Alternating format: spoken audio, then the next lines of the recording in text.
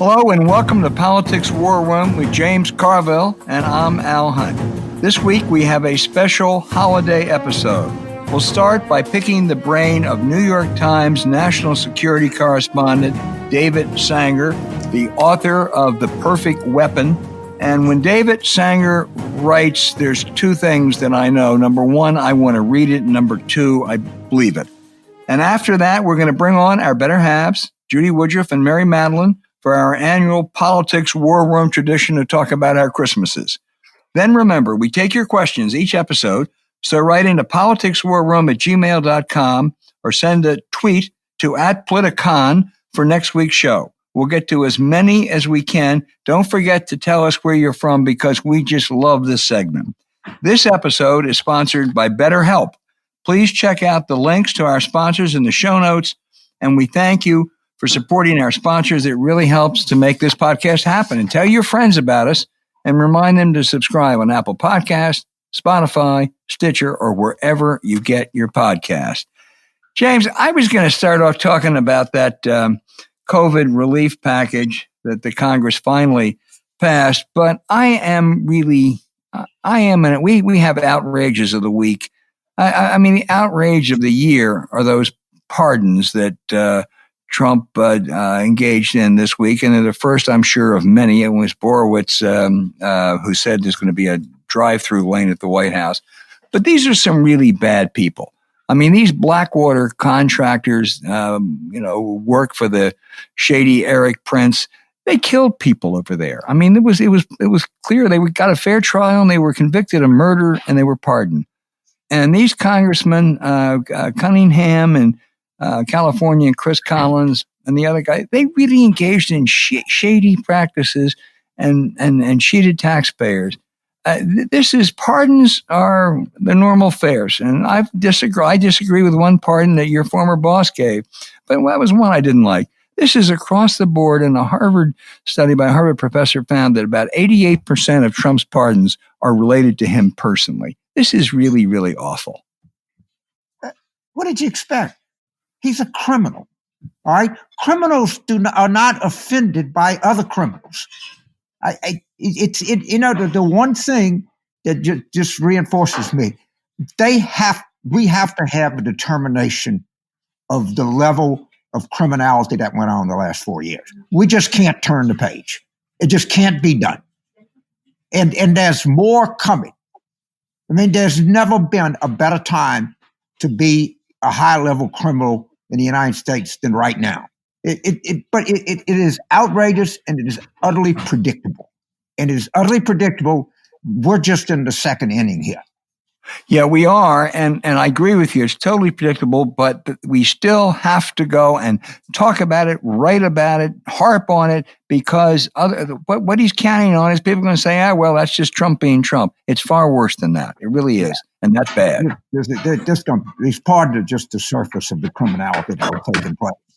But that's going to be for the next attorney general and the Manhattan DA and the New York attorney general and other people to determine. But it has to be determined. There has to be an accounting of what went on. And this is just a minor example of it, I think. But there has to be an accounting. And also the things that don't involve criminality. These pardons don't in all likelihood, don't involve criminality because the president's pardoning power is expansive. But there has to be some kind of a study, a commission of whatever have you, that just talks about how these and lets people know how these things happen. So they're going to take a long time to get rid of things. Chop that reporter up with an axe or with a bone saw, right? They're going to give him immunity from suits in the United States. I bet you anything you want to bet there's criminality involved there. Absolutely. Anything I bet you that in all these pardons there was money that changed hands. And if the next attorney general is too stupid to figure that out, she or he doesn't need to be attorney general. But Trump would not. He doesn't do anything without some kind of a scam on his part. So all they got to do is look, and they'll find anything they want. Yeah, I'll buy that.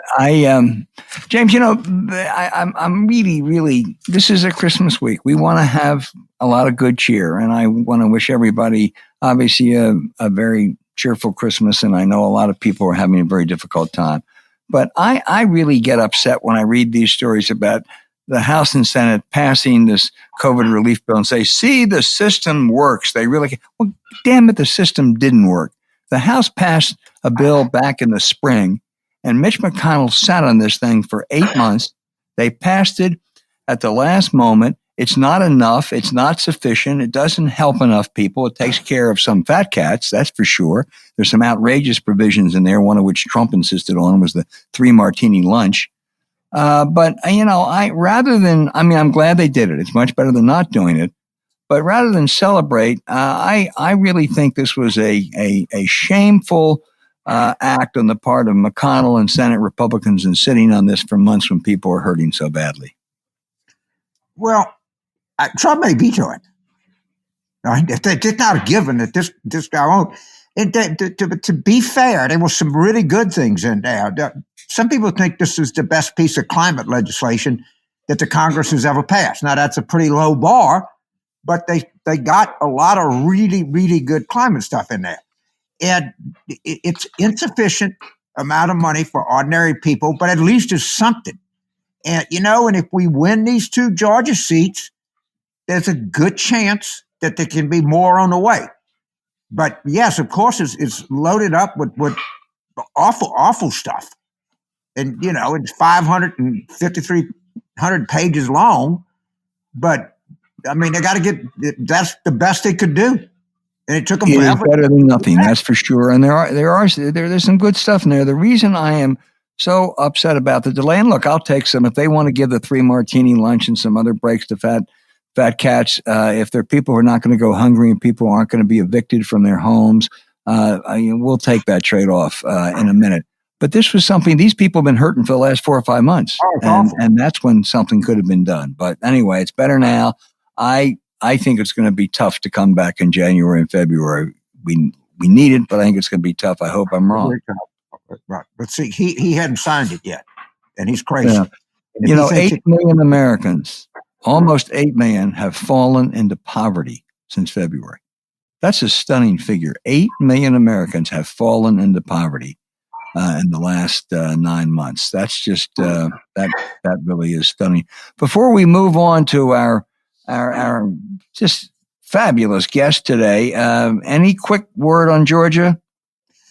Look, there's a piece in New York Magazine by a reporter who I don't know named Gabriel De Benedetti. It might be, it's the most comprehensive and best piece that I've read in politics in a long time. I spend like 4 hours a day talking on the phone about Georgia and talking to people. But it's pretty exhaustive, and it's a very good compilation of what's going on in Georgia. I highly recommend it. We always talk about the Atlantic and we talk about the New Yorker. The New York Magazine is as high quality as those two. They have some really, really good people that write there. And this was a really, really good piece. I highly recommend it. And of course, no one knows. The upshot of the piece is he thinks that the Democrats have a little bit of I guess, and I'm extrapolating, he doesn't say this exactly, but the kind of impression you left with is the Democrats might have a little better chance than the Democrats think they have. So, and the early stuff is just encouraging. Right now, as of yesterday, 32.5% of the early vote was black. In the last election, in October, it was 29.3%. And they know that because you give your race when you register, so they got very, very precise numbers. Well, it's going to be an incredibly suspenseful 12 days. We'll see what happens. In addition to that New York Magazine piece, if anyone hasn't read the New York Times profile of Kelly Loeffler, it gives lie to her argument that she was just a simple little farm girl. who had to be a waitress to go to college. It didn't happen that way, Kelly. But anyway, we'll see. When we come back, James, it'll be just about over, and we'll see. I want to say one thing before we go, and this week, I don't want to forget this.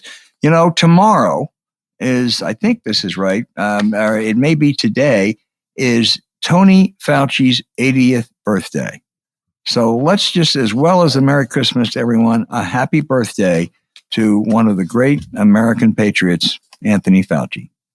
I couldn't agree more. That he's a great communicator. He's an Italian kid, grew up in the streets of New York, and he's got, great instinct as a fighter. I have to say that his colleague, Dr. Birx, has not distinguished herself. I mean, that was outrageous. No, it was. That's why the people don't like elites, because they just gives off this aura that there's rules for you, dummy. I got to sit here in Mississippi by myself. And then she says, "Well, we went to winterize our home in Delaware." Oh, come on. No, I agree, and I'm gonna join a campaign or lead a campaign to name the main building at NIH after Tony Fauci. From AIDS through COVID-19, there has been no better public servant.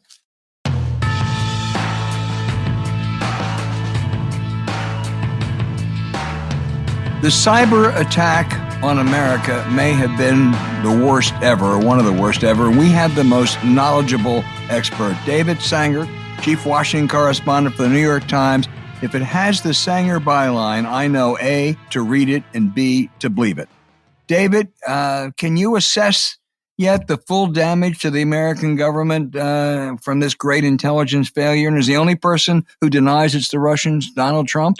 I haven't found a single person who thinks that it might be the Chinese or someone else who's tried to muddy it up other than President Trump. And unfortunately for him, two of his most loyal cabinet members, Mike Pompeo and Bill Barr being on his last day as we speak today, have both said that the evidence they've seen is that it's the Russians. It's the Russians for reasons we can go into in a bit. So we don't understand the full extent of the damage. So let me give you what would be the best case scenario, and let me give you what would be the worst case scenario, and the truth is probably somewhere in between.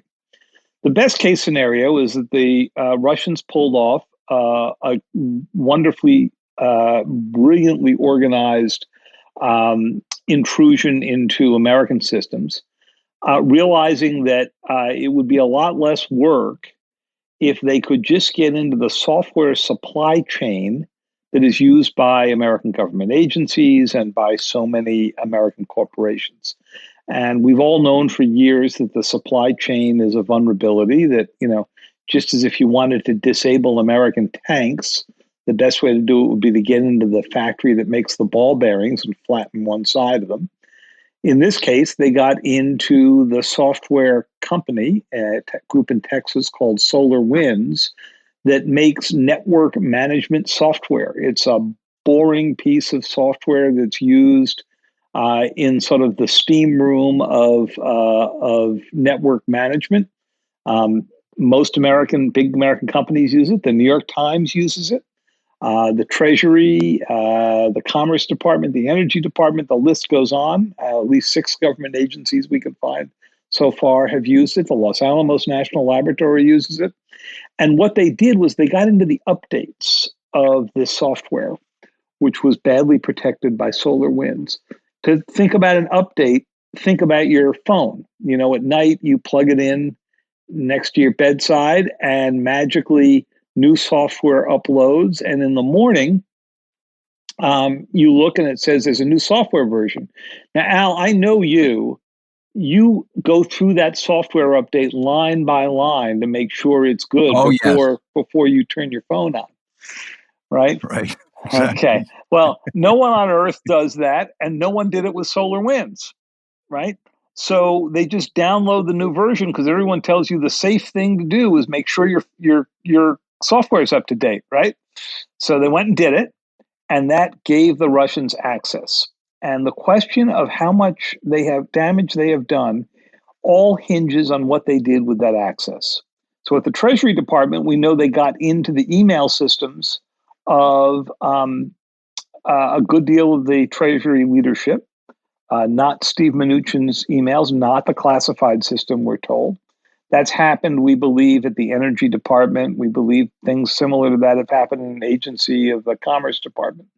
So at the best case scenario, this is straight up espionage. The worst case scenario is that once you are into that system, you can read data, but you may also be able to manipulate data. So imagine for a minute that I got into medical records, at the minimum, I could, read the medical records in, say, the Pentagon, right, and see what the individual records say. At the worst case, I could go in and change everyone's blood type. And what we don't know right now is, was this a pure espionage operation? It might have been because it was done by the SVR, which is sort of the pure espionage side of the Russian intelligence agencies. Or are they going to use that access to plant little bombs, put in more backdoors, be able to manipulate data? And we may not know that for months, maybe years. Boy.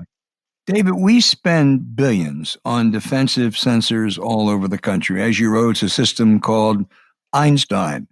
Well, this would appear to be a colossal failure. Why and who's to blame?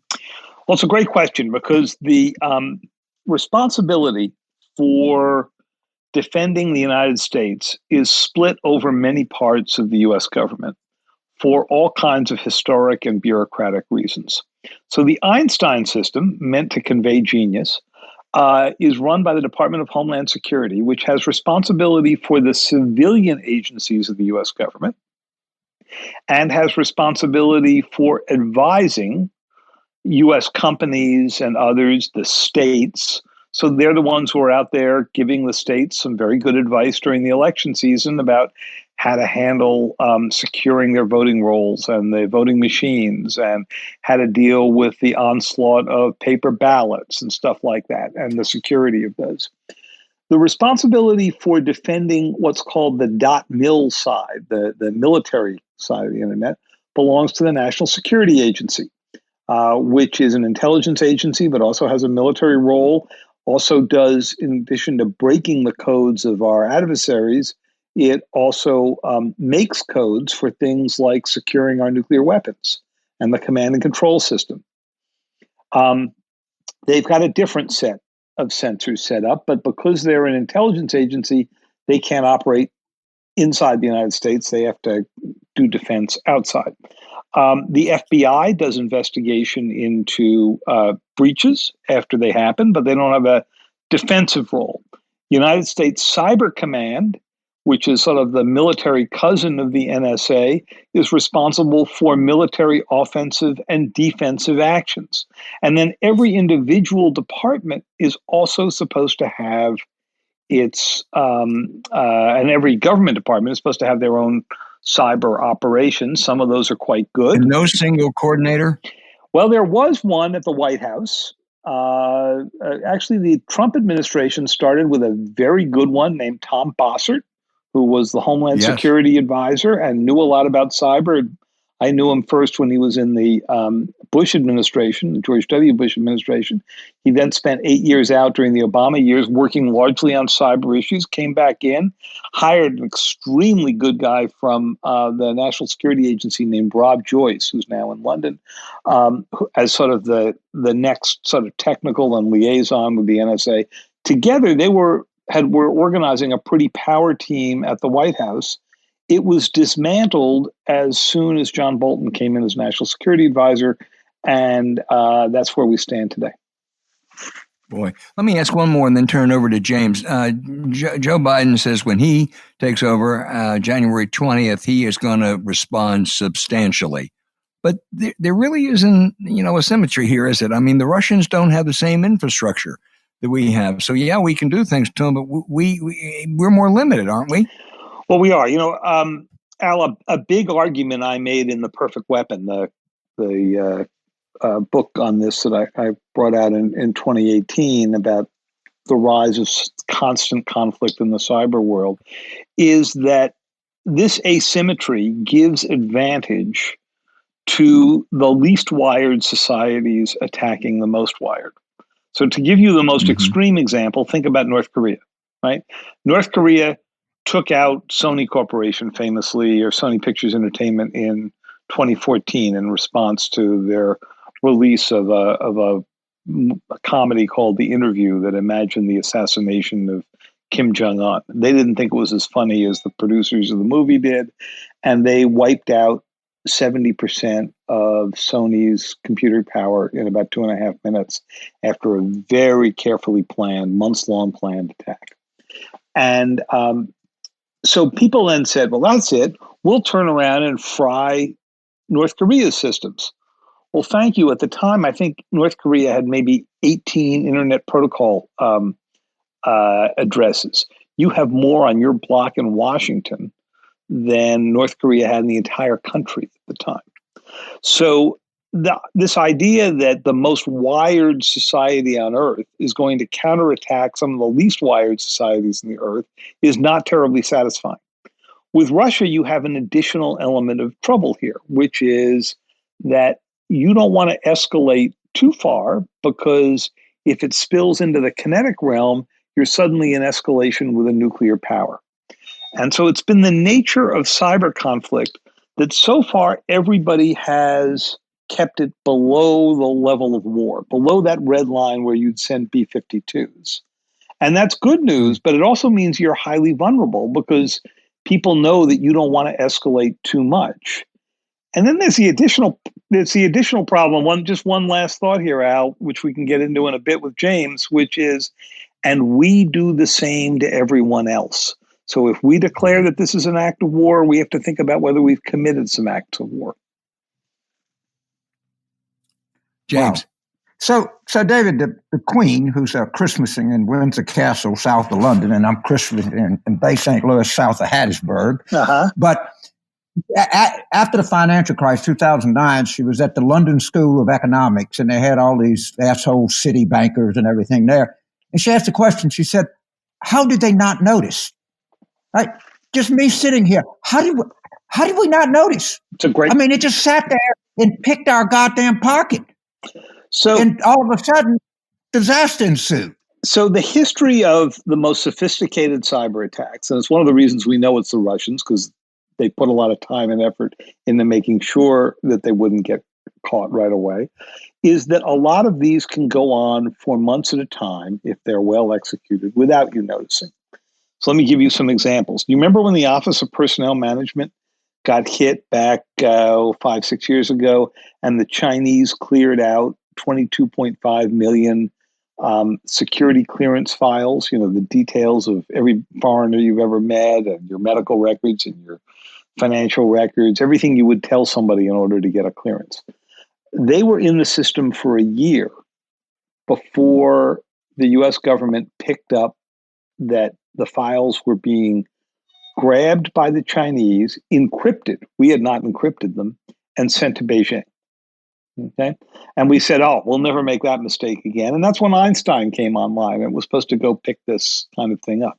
But Einstein is only designed to look at the kinds of attacks that we've seen before, or to look at like a brute force effort to go steal passwords, or phishing attempts where I write in James and say, hi, James, I'm Mary, and I forgot our family password. Can you send it to us, right? And you type it out, and it turns out it's not Mary at the other side, right? So that's the typical stuff they can pick up. But we have never designed a radar that can go in and look at small changes in software that you already have installed, which was what getting into this update system turned out to be such a brilliant move. And that it was designed not to set off any alarms. Like a really good cat burglar, when Murph the Surf went into the Museum of Natural History in 1964 to get the Star of India, and he plotted out the way so he wouldn't set off any of the window sensors. And it's sort of what they did here. Yeah. So I was in preparation for this. Somebody, some McCrae Institute at Auburn. Mm-hmm. They had Tom Barrett, Melissa Hathaway, Michael Daniel, Chris Inglis. Yep. Which seemed like a pretty high-end deal. Pretty great people. Mm-hmm. Yes. So somebody made the analogy. I think it was Brissett, says, look, just like the Japanese, we look up at the sky over Pearl Harbor, and we don't know if they're just taking pictures. We don't know, maybe they're dropping mines at the mouth of the harbor. I mean, these are the highest end people that you can get and credential people in cybersecurity. And they didn't seem to know very much, to be honest with you. Well, that's because one of the strange features of cyber as a weapon is that the same piece of access that enables you to get in and just take those pictures, as Mitt Romney said, it's like the Russians were flying surveillance planes over our territory, just taking pictures. But the same access that gets the planes over your territory would also get you in place if you wanted to launch an attack. Now, so far, we have seen in this only surveillance. We've seen stolen emails and, basically a way of imitating as if I was, James Carville's computer, and I've, already got a trusted connection, and they use that to get in. What we haven't seen, but what would be possible, is that they use that access, as I mentioned before, to do something that either is destructive or manipulates data or both. And that's the concern here. And that's why the president's sort of dismissal of this as a creation of the media is crazy. Because we don't know the depth of what they've done once they're in. And the psychological advantage of a cyber attack is that it makes you distrust your own computer and communication systems the same way the Russians want us to distrust the quality and integrity of our voting system. So Joe Biden's going to come in, and he's not going to know how much he can trust the systems of the United States that he is inheriting. Well, so I'll get one more question. I'll turn it out. But I sit here, and we got MIT and Stanford and Carnegie Mellon and UC Berkeley and God knows whatnot. We got tech companies that the market capitalization of tech company in the United States is, I don't know how many $1 trillion. I'm affiliated, disclosure, with Palantir, but God knows what they're all worth. How in the hell can't this country do something? And why are we the leader in cybersecurity? How did a bunch of goddamn Russians just come in and kick our ass? It's there's a giant failure here somewhere, David. Oh, it is. I think it's one of the. Not like we don't have expertise. Yep. I think it's one of the biggest intelligence failures we ever had. Look, we invented radar, and yet we didn't have the radar pointed in the right direction and turned on when Pearl Harbor happened. We invented the internet. Well, Al Gore invented the internet, but we invented the internet, and yet we did not have our radar designed for these kinds of supply chain attacks, even though, these have been warned about for years. This 3 weeks ago, I chaired a panel at the Aspen Security Council. I was a moderator on supply chain attacks. Before, did we know that this was going on at the time? Of course not. So it's been a known weakness that we have not organized how to address. And part of the problem is, when you think about it, how did they come in? They did not come in. Go ahead, David. They did not come in going after the actual government installations. They came in only by trying to get into a commercial system. And remember, commercial systems occupy about 85% of the internet traffic in the United States.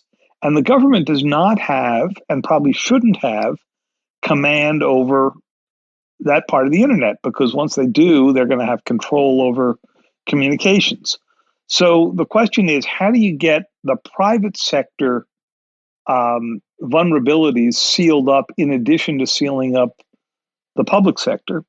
And recognizing that you're not going to stop all internet attacks, how do you design resilience in the system so that you do not end up being so set back here that you have to burn everything down and rebuild it after you're attacked, which may be what a lot of agencies end up doing. David, I think, correct me if I'm wrong, I think we believe this started sometime around last March. Do you think there could be any connection between the Russians calculating that, hey, this may be the end of Donald Trump and we may have a less friendly government takeover, or would they have done it no matter what? Well, it's a good question. We think now that they tested their approach in the fall of 2019 with some intrusions into the SolarWinds software that were not at all damaging, but just basically casing the joint to see if they could break in. And then they came back in March. The scary thing is that the Department of Homeland Security has now said, we do not believe SolarWinds was the only method they used to get in. So we still don't, not only do we not understand all the full effects, we don't understand all the break-in points yet. There could be other pieces of software like SolarWinds out there that they were also using, and we don't know on what time schedule. So until we knew that, we couldn't answer the question. The other interesting question is, were they just lucky to do this during the time of the pandemic? Were they planning out that the Department of Homeland Security and the NSA and everybody would be so focused this year on election systems that maybe they should just put all their attention on non-election systems that are not likely to be getting as much scrutiny in a world of limited resources? That's fascinating. James, do you have a final question for the great David Sanger? That's one of the theories is that we were so busy and paranoid about the election system that just came in the back door on us. But is anybody going to get fired over this? That's a really great question.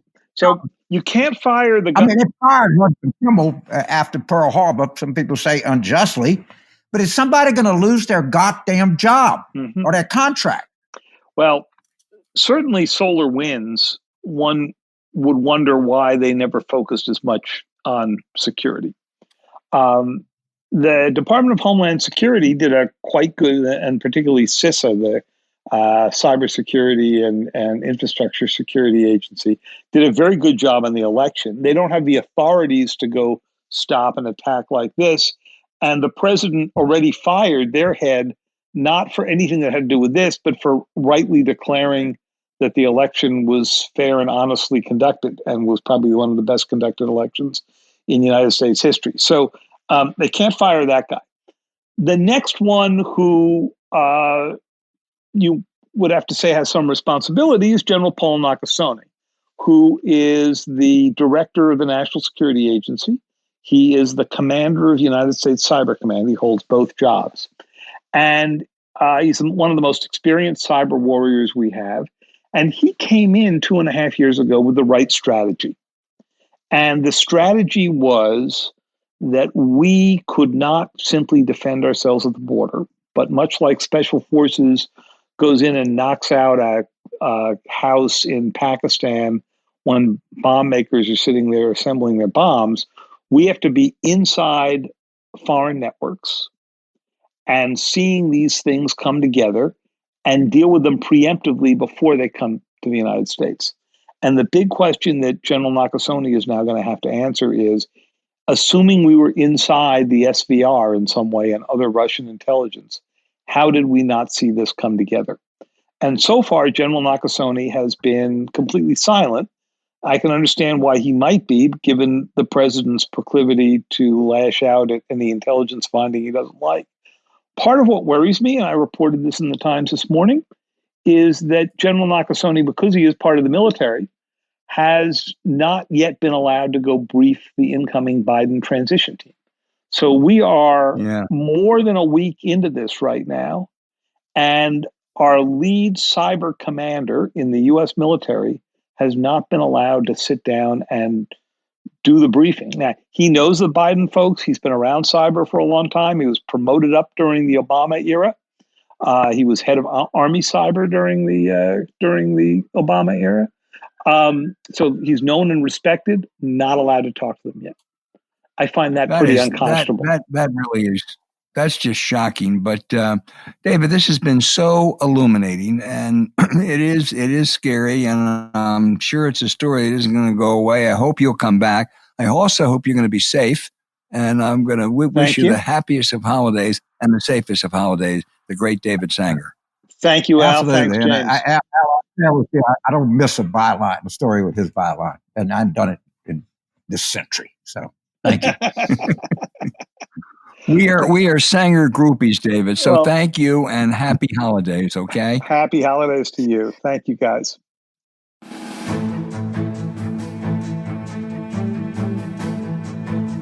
James, it's Christmas week, and so what do we do every Christmas week?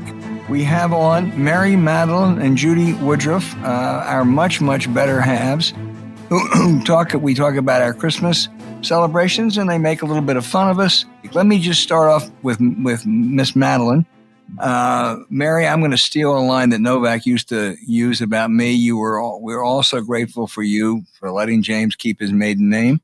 And you can tell us now how you're going to celebrate this year's Christmas. We had a wonderful discussion last year about big family parties and all kinds of events. Tell us about this year. Well, first of all, I hope everybody's safe and sane, and silver bells to everyone. And I don't know what we're going to do. How can you have any conversation about any traditions in the lost year of 2020?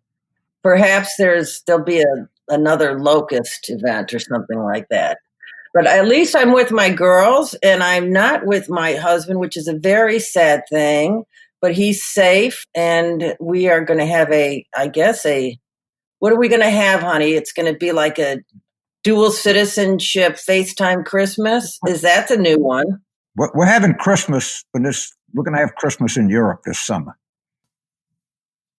Which the girls are excited about. Yeah. So we're making new traditions. So there's a silver lining to every horrific event. And the silver lining is it's the age of new traditions. And our kids who didn't get married this year and didn't graduate this year, all right, we're going to make it up to them next year with James's plotting over there while he's isolated by himself. He's plotting a whole summer. So that's what our Christmas tradition is going to be from henceforth. James plotting a whole summer in advance. You can do a Zoom call on Friday, because I know James can do Zoom calls because we do one every Sunday.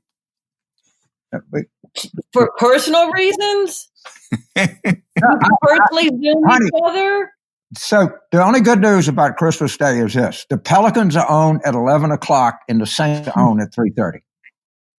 So the Drew is not looking good to me. It's just another depressing thing. No, the Saints are fine. The Saints are fine. They're good. Drew looks hurt. Okay, Judy, how are you doing? We only talk about football in this family. Well, I'm just glad to get a word in edgewise here at my house. We are. It's great to hear your voices, both of you. We are going to have a smaller Christmas. We only have 4 of our 6 family members here because we're not able to spend time with our daughter and our grandson, who's still going to daycare regularly. So we can only see them outdoors. And we plan to visit with them outdoors tomorrow afternoon in Bethesda, Maryland, and then here in Washington on Christmas Day. It's just a very different Christmas. We're not going skiing. We're not going anywhere. We're staying right here and thankful for our blessings. That's one of the silver linings. This has been a year of opportunity and time and space to be contemplative about our blessings. And we have many people, as we don't need to even say we have many. And I count you guys as friends amongst the blessings. And thank you for all your support in the year, by the way. It's been an unhealthy year for us too. So thank you. Your blessing. Well, of course. I mean, we love you guys, and we're grateful everybody's coming to the end of this year with our health intact, because we know so many people around the world and in this country, haven't had it nearly as lucky as we have. We've got a lot to be grateful for. Yeah, and we are lucky that both of our boys will be home. Jeffrey, who's in a wonderful group home up in Westminster where they've taken great care, and their group will be among the first that will get the vaccine. And That's Benjamin, cool. who, courtesy of James Carville, has been a political hack in North Carolina. They actually won, and he's been tested several times, and he'll be coming home today. So it's not going to be what it was before. We usually go and have Alan Greenspan and Andrea Mitchell over. We hope to go over and see them outside. But I think, Mary, you got it exactly right. So many people have so much more hardship and so much more struggles that we really are lucky. It's an eye-opener. Well, starting with James's family, I'd like to get off COVID, but poor James, as you know, everything happens to the exponent in James's family, because that is one of our Christmas traditions we're not doing. So his 8 siblings, or he's one of 8, they had 47 kids, and those 47 kids have now had like 175 kids. And we always cram in, and we're not doing that this year for obvious reasons. But in the meantime, the entire Carville clan of 300 people, how many have COVID now, honey? Oh, I've lost count. So far. We've lost count of the nieces and nephews. I bet you in my mom and daddy's descending line, we've had 20 at least. And I mean, some people have gotten sick. No one's been mercifully so far. Thank God, as of now, nobody's been hospitalized. But COVID is particularly dangerous to big families. It just, family life is not conducive, and it's so far. Hopefully, everybody will get recovered. But it's well, blessing. How is Benjamin driving up? That's a new tradition this year. We're now driving everywhere. He's like driving back and forth to New Orleans. Right. He's driving to Washington from Raleigh on 2 days before Christmas. You're right. I mean, we'd much more be leaning on airplane travel. I haven't been on a plane since early March. And I don't think Al has been, this for a long time. And which is for us is very unusual. I mean, I travel, frequently in my work, and we didn't have conventions. We didn't have the typical political travel that we would have had in an election year. It's just everything has been different about this year. So I think we can't wait for 2020 to be over. One thing that is good on Christmas Day is that I have gone from, I don't know, usually mid-afternoon till 7 o'clock. I have to go someplace, go back to our bedroom and be quiet, because Judy broadcasts from our library, which is like 10 feet from where we are right now. So at least starting tomorrow, I'm free at last. I can make noise from 4 to 6:30 or 7. But only for a few days, and then on the 31st, he's got to go back to being quiet. No, Al Hunt has been under wraps in the late afternoon, and sometimes if you listen carefully during the new PBS NewsHour, you'll hear a door close, and that'll be Al, sneaking out of the bedroom to go get something from the refrigerator or whatever. So. That's the same hours James holds for his brown liquor drinking. Afternoon brown liquor. No, he's not a brown liquor day drinker, but we do have different rhythms with our bodies now. Yeah, I mean, the one thing that the pandemic has done for me is I watch the NewsHour a lot more than he did before, but I almost kind of religiously watch it, because I'm not just saying this because it's you on the phone, Judy, but I mean, it's the best NewsHour that there is. I mean, it's, y'all do a really, really good job. I've just come to learn it's almost become part of my daily routine now. Well, so we're very grateful to hear that. That's wonderful to know. And of course, the credit goes to my amazing colleagues. I've got a team of correspondents and producers and all kinds of talented people who get us on the air every day. But I have to say, my colleagues have done way above and beyond this year. Everybody's been working from home. Those who've had to travel have been real troopers, because some people have had to travel. And it's just extraordinary. The stories that they found of people suffering and managing and muscling through this pandemic, people out of work, people hurting because of family members. It's been I don't have to tell you, James, it's been an extraordinary year. One of the most moving segments is every Friday they do a piece on how many, Judy? 7, 8, 10, five people who have died, of course, and their life story. And it is so incredibly moving. They did a longer piece for about 45 minutes. Was it on Thanksgiving Day? We ran about 40 minutes of the stories of just ordinary Americans who are, of course, every story is fascinating in its own way, but these are people who otherwise we might not have ever heard about, but their family members shared their stories with us. And, many of them are immigrants. Many of them came from different parts of the world. They are contributing to their community. They love their families. And I have to say, I don't think there's a dry eye after every one of these. Lot of. Well, this is a cheery Christmas conversation. I know. I know it is. Can you give us any hint as to what you're going to give James for Christmas, or you not want to do that, Mary?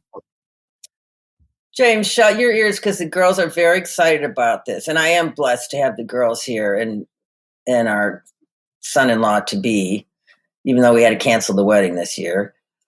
Now, we're not getting each other anything, but James is very, believe it or not, and you might not believe this, and I'm certain your listeners aren't going to believe it, he is uber organized. Like, he has to have those little drawer things with little places to put everything. So, James, you know what I got you? A coin thing. You throw your coins in it, and it puts them in little balls or whatever those things are. Isn't that a good gift for you? Right. There's a coin shortage, and I have like buckets of coins. I don't know why, but I do it. I ought to go to the store and just pay it with coins. But that Christmas present is when this summer, we're going to go to Europe. And we're going to have to get one of those coin things. Al just throws them in a big dish. We've got 3 big dishes around the house. Al's pennies and nickels. I think we should save them for our kids, because soon it'll only be Bitcoin. And they'll say, Mom and Dad, Grandpa and Grandma, do you remember when there was like, this is my kids say, did you ever meet a hippie? So then in the future, they'll say, did you ever remember when there were coins? Like, people had to carry around coins? Yeah, I still carry cash. The kids look at me like I'm crazy, because when we grew up, you had to have a roll. And it's such a cultural difference.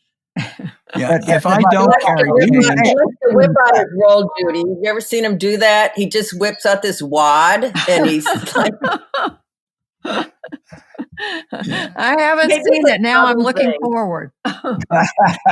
If I don't carry change, invariably the bill will be $7.41 or $8.66, and I'll get back all these pennies, which I do. As Judy says, I just throw in a pile. And when we moved to this condominium 5 years ago, I probably had well over 1,000 pennies. And now we have 2,000. I gave them to my daughter, and she then later told me, it really wasn't that much. So it's fun to make.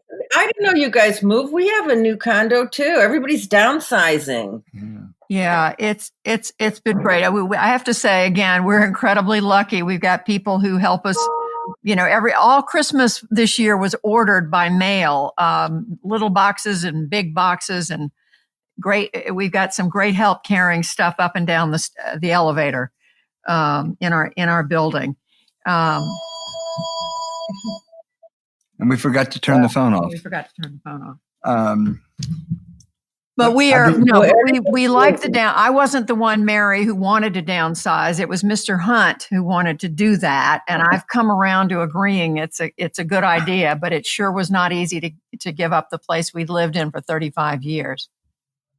It's very emotional. We're selling our house in New Orleans. It's very emotional, isn't it? It's like it's giving away. It's like giving up part of where your kids grew up, and I think Judy, only girls get this. I don't know why. I was embarrassed at how emotional I was, like weeping to leave this house. Yeah. So I'm with you, girlfriend. Yeah, same here. And our children, frankly, were even more emotional. Well, yeah, our daughter said to me, "You're going to give away my childhood?" There you go. Right. Well, she's a smart one. I'm into one-story living. Oh, I got to tell you, the most frightening thing in the world in your mid-70s is stairs. The fewer of those I got to encounter, the better. I obviously high up because I'm on the Mississippi coast, but once I get here, I got one story. Yeah, and James, I'll tell you one thing I've learned from being home these last 9 months. I understand why pollsters are having more trouble, because anybody on a landline gets more damn calls that are absolute either scams or trying to sell you something. Now, the phone rings all the time during the day, so I can understand why the Peter Harts and Neil Newhouses are having such response problems. Well, what they do when they call me, they usually, whatever program they have, I still have a 202 cell phone. I just kept the same number when I moved down here. So you get 202 and you get the first three prefix of your phone. And when I see that, I know I don't answer it. And 80% of them do that. Now, I don't know if that's true of everybody else, but it's certainly true of me. Well, whatever happened to the law that you can't do that on cell phones? Did that go? They don't stop. These people are in, India, Pakistan somewhere. They don't care about the law. Yeah. Yeah, and they managed to come up with numbers that look like they could be your neighbor because they have the same prefix. It's not just a 202. Exactly. It'll be the same. So it could be somebody who lives down the street. It turns out, not at all. No, yeah. They keep calling me about our utility bills. Now, of course, we don't have any utility bills because we live in a condo. But I will tell you one present we're giving, and I can tell you because it's for our daughter. Our son listens to this podcast every week. Unfortunately, our daughter never listens to it, or rarely does. But we had a sponsor, I hope we still have them, called Paint Your Picture. And I had a photo, actually the Christmas card we sent you all. The cover of it was a picture of our 3-year-old grandson and the puppy we gave him a couple months ago. And they did a Oh my God, I can't wait. The picture, they painted a picture that is so good. Isn't it, Judy? It's great. It's lovely. Really is. It's really fun. So I'll be a hero for a day. Can I make a shameless plug here? Sorry, honey, interrupt. You have another sponsor that sent James a bunch of cereal It's the most delicious. I love that. Who are those guys? Magic Spoon. Oh my God, I love that stuff. So Simon, you should drop Mary in the Magic Spoon thing if JT can put that together or try endorsing that, because those are our best sponsors, the Magic Spoon, and they're good too. They're real good. Yeah. Yeah, Al loved our daughter, and our grandson, who just turned 3, loves it. I mean, we've got all generations endorsing Magic Spoon. And isn't it cool for a 3-year-old to be able to replicate what we did when we were 3, except in a healthy way, eating cereal with your little pudgy hands out of a box. Yeah. Except it's got protein and fiber and everything good in it instead of Captain Crunch. No offense to Captain Crunch, but it's I love their whole tagline or their whole message. It's like being a kid again. You walk around with a box of cereal and you stick your grubby little hands in it and you just stuff them in your mouth. It's the best product with the best message. I love it. Thank you, you guys. It is. And Mary, I know what an animal lover you are. There's nothing better than to see a 2 or 3-year-old with a puppy. I mean, it is just, they are great. I had the puppy yesterday and I took it back to Lauren and Kai, and the puppy started to, they play, they bite. They don't bite in a real way. They bite because they're teething. And the 3-year-old looked at the puppy and said, "I'm your brother. I'm not food." Oh my God, they're so precious. I hope you're recording all these things that you think you're going to remember, but Well, here's don't. one deal, What kind of James. You win when things get better and you guys both are in Washington. You're coming over for dinner at this condo. It's only one level, James. We don't have to worry about stairs. And we'll rehash all this and we'll plan for what next Christmas is going to be like. That's right. It's got to be better than 2020. It's other than the fact that Al and I have gotten to spend some wonderful quality time together. We have all day long, every single day. There's a lot about 2020 not to love. Right. Well, puppies and magic spoons. Can I make an animal story? You know, speaking of, our kids are all here, and this one other silver lining of 2020 is the adoption of animals. And we went to the shelter out here and got 3 baby kittens for my 3 kids. And if there's anything as cute as a little boy and a puppy, it's 3 ginormous adults and teeny weeny kittens somebody threw them in a bag and threw them on the side of the road. So they've been completely raised by humans. So they think they're dogs or they think they're kids. I don't know what, but it is amazing that and lovely and endearing how people are spending their time communicating with all modes of God's creatures in 2020. Yeah, that's so wonderful, Mary. I mean, our son Ben had a foster dog in North Carolina, and he fell in love with this mutt, this adorable dachshund mutt, and he now has this dog, a T-Rex, permanently. He's now adopted him. It's just the sweetest thing you've ever seen. It was so sweet because the dog had probably been abused before, and it was very needy, and it has grown to be so affectionate with Benjamin. And if he'd given it back, it would have been gone in another day. So it's just it's really almost it sounds silly, but it's almost a love story. The two are just great together. Listen, this is not a love story. Let me say this for your listeners. This is an important thing. And I'm not saying this as an animal person, but when we lived in Washington, I was on the Humane Society board, and we partnered with a women's shelter, a battered, abused women's shelter. And whenever the Dalai Lama comes to do business and, political business, he picks one domestic thing. And he came to our battered women's shelter where the abused animals would partner up with the abused women, and they would socialize each other and bring each other out of. And when the Dalai Lama came, we had this woman who was really terribly affronted, assaulted. And so was the dog. And they came out and they so loved each other, and they both brought out of the other not only the healing process, but this kind of love that only Dalai Lama could express. Do you know what I mean? So this is an important, people communicate, the whole universe is connected, and connecting with animals for people is something I don't think we know enough about, but we can see its impact on lives. And, we've talked about some down things in the session, but boy, that is a great upbeat note to end on. And anybody out there, any listener who can, go to the shelter and adopt, one of these dogs, because they can be, just such a wonderful, loving addition to you. Mary Matalin, be safe, and a Merry Christmas. And we look forward to seeing you here.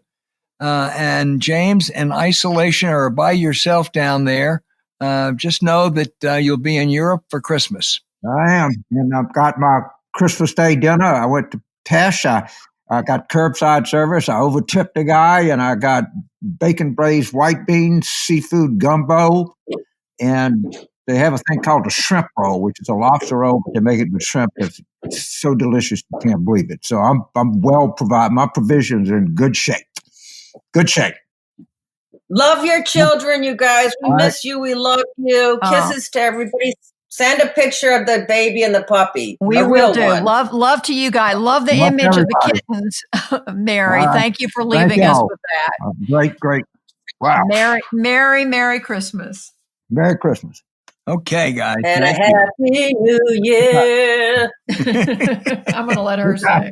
The Dalai Lama. That's great. This holiday season was a fish. We would throw it back in. I promise you.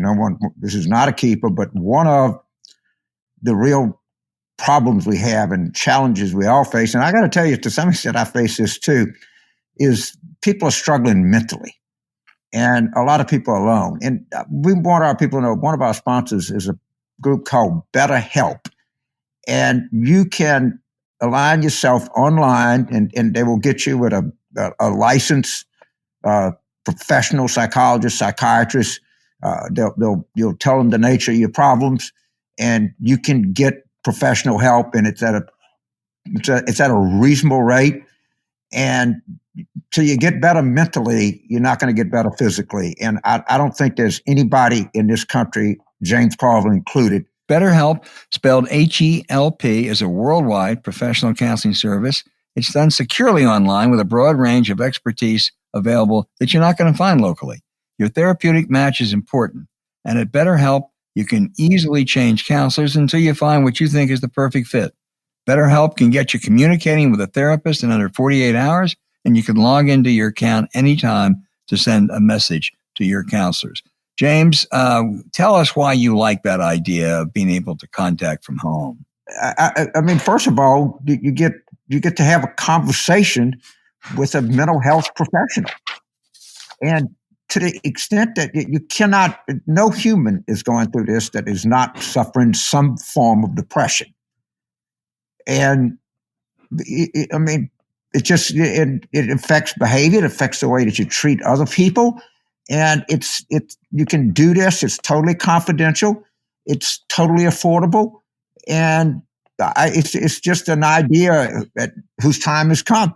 No, you're so right. And as you say, best of all, it's more affordable than traditional offline counseling, and financial aid is available. BetterHelp, spelled HELP, wants you to start living a happier life today, now. Recent reviewers are saying things of the service like, and I quote, "Adrienne Logan is phenomenal. I've really made progress on my goals around my anxiety. She kindly and calmly reassures me and reminds me of my coping skills when I feel like I'm struggling. Adrienne's expertise and upbeat support has been invaluable," end quote. The service is getting so popular, they're now recruiting additional counselors in all 50 states. Visit betterhelp.com/warroom, all one word. That's betterhelp, HELP.com/warroom, and join the over 1 million people who've taken charge of their mental health with the help of an experienced professional. Again, that's betterhelp.com/warroom, or look for the link in our show notes.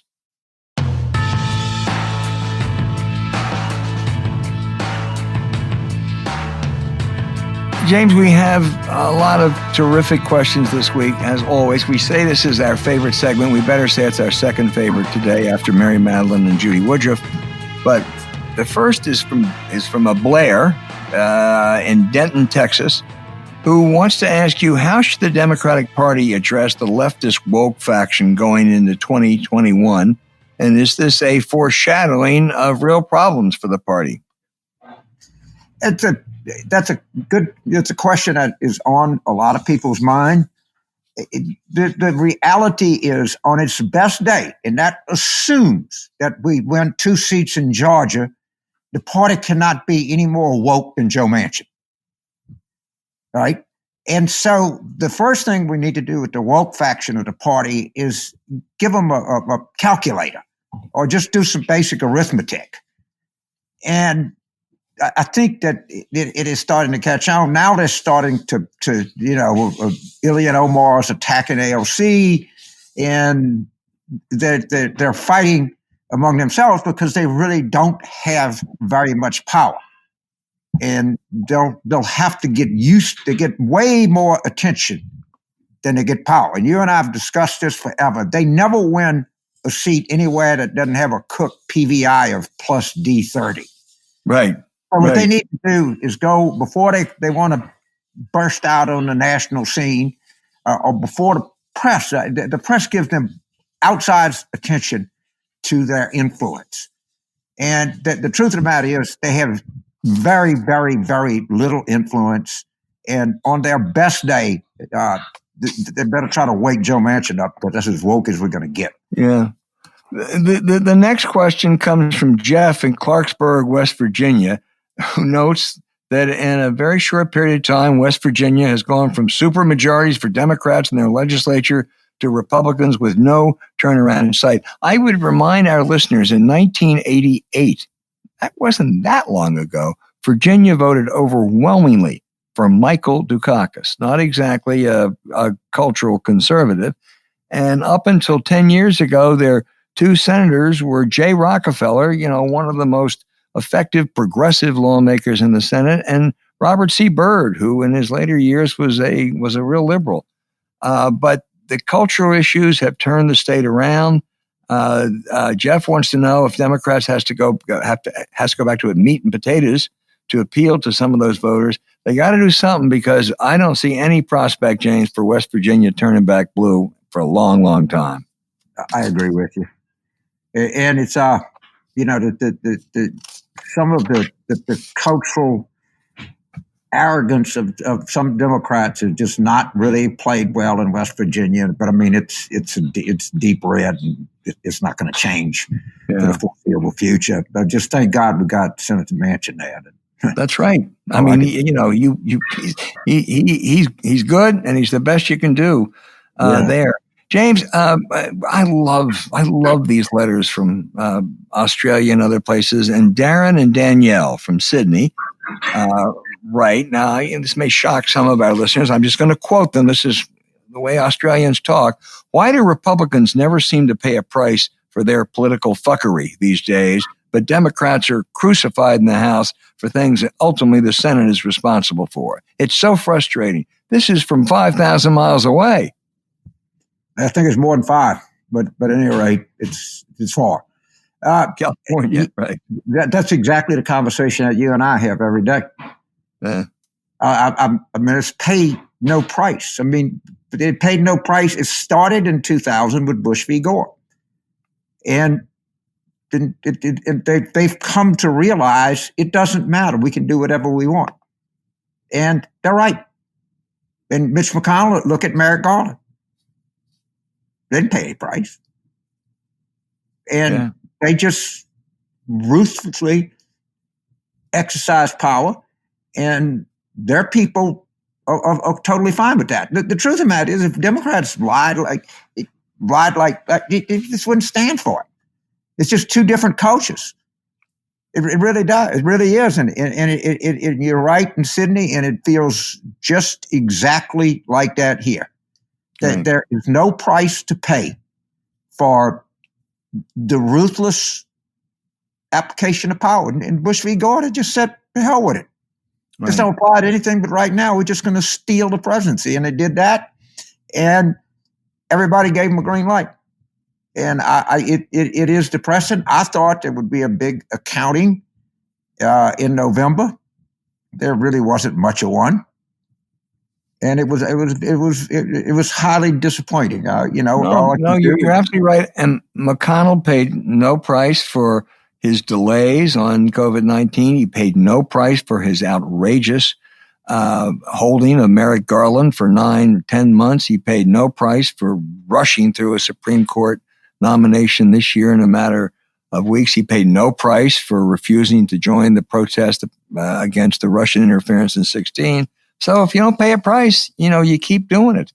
And that, Phil from Brooklyn is asking us, with Trump and Trumpism seemingly fracturing the Republicans, what are the chances of a viable third party emerging? The Romneys, Murkowskis, and Collins? Zero, Phil.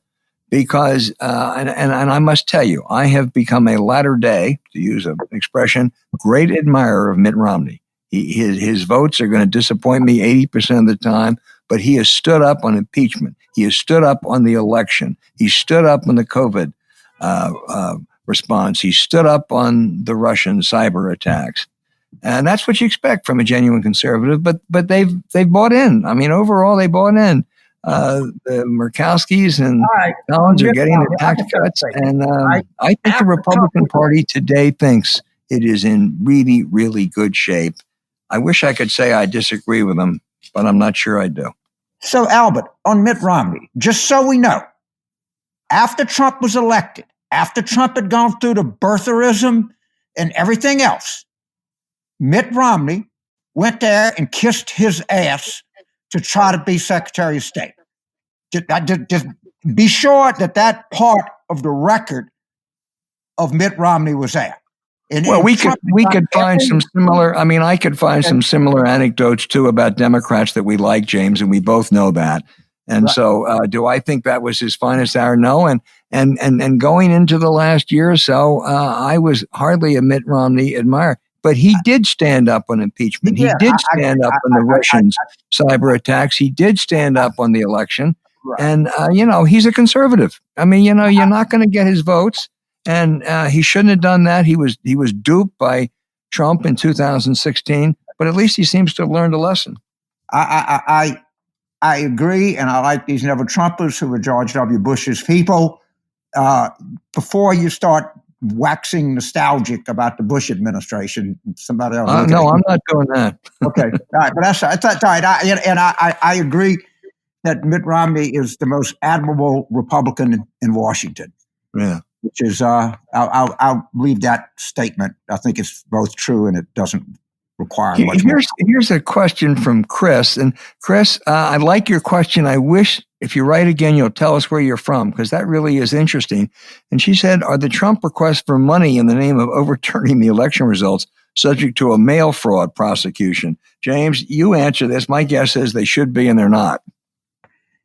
Yeah, I don't know. Look, there's some people, that this has always been that's not going to be something that they're going to prosecute him on. There's so much more. Now, we talk about this all the time, and I'll say there has to be an accounting here. And how they do it or who does it, I don't know. But we just can't let bygones be bygones. Yeah. And it's not going to heal the country. It's not going to do anything until we have an exhaustive record of the depth and the scope of the criminality that has transpired in this country in the last 4 years. I really believe. Well, I hope it happens. I really do. Ned I hope I get this right, James. It looks like Puyallup, Washington. Have you ever been to Puyallup, Washington?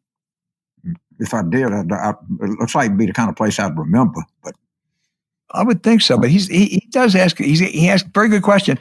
Democrats in the Problem Solvers Caucus in the House forced some rules changes on Nancy Pelosi in 2018. I must tell you, Ned, I don't think they were terribly significant, and I think she did the right thing. But he asked, is there an opportunity for moderate Republican senators to do the same to Mitch McConnell in 2021? Ned, the problem is that you could fit all those moderate Republicans in a phone booth and still have some space. And most of them are buying off or bought off or whatever have you on Mitch McConnell. So I don't think there's any chance of that occurring. No, it's a great question. It's a great idea, and no can happen.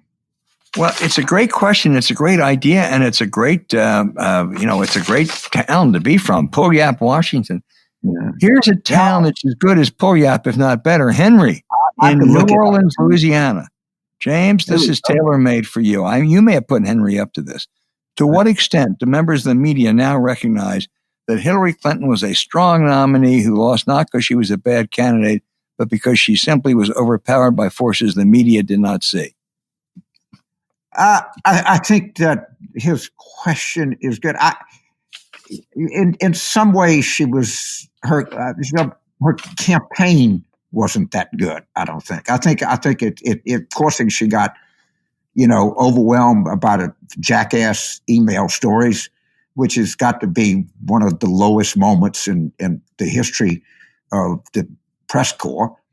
But I think with a sort of different kind of campaign, she might have been able to overcome that. But it is very, very legitimate.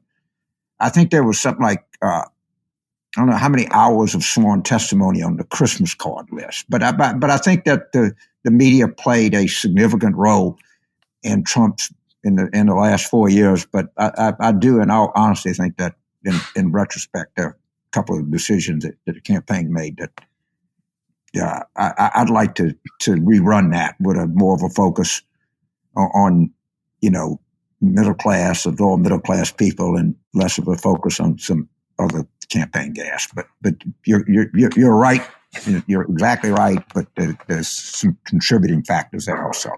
Not to mention, Henry, I think you have a point. But I would add to what James said that, and I have some and had some criticisms of her campaign, even her as a candidate. If it hadn't been for James Comey and the Russians, she still would have won. Yes. So, and she did win the popular vote. Yeah. So, good question. Keep those cards and letters coming. We really do love these questions. And please tell us where you're from. Hey, thanks for listening to Politics War Room with James Carville, and I'm Al Hunt. Remember to email your questions to politicswarroom@gmail.com or tweet them for next week's show at Politicon. Thank you for subscribing on Apple Podcasts, Spotify, Stitcher, or wherever you listen. Please rate the show with a 5-star review. We'll be back next week with another show as we continue our War Room planning for 2021. And I want to wish you a very Merry Christmas or Happy Holiday, and be safe.